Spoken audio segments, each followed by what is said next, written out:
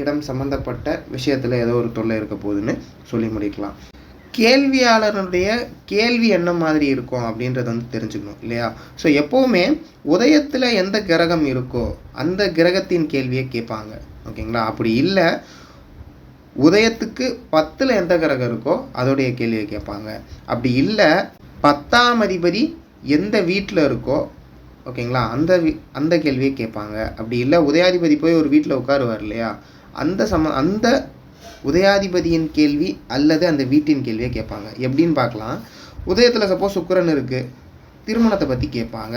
10ல் சுக்கிரன் இருந்தாலும் திருமணத்தை பற்றி கேட்குறாங்க. உதயத்துக்கு 10ஆம் அதிபதி 7ல் இருந்தாலும் திருமணத்தை பற்றி கேட்பாங்க. 7ஆம் அதிபதி உதயத்தில் இருந்தாலும் திருமணத்தை பற்றி கேட்பாங்க. ஸோ உதயாதிபதி 7ல் இருப்பதும் திருமணத்தை பற்றிய கேள்வி தான். இந்த நேரத்தில் சம்டைம்ஸ் உதயத்துலேருந்து 6 7 இருந்தாலும் திருமணத்தை பற்றி தான் கேட்குறாங்க. உதயத்துக்கு 7ல் கவிப்பு இருப்பது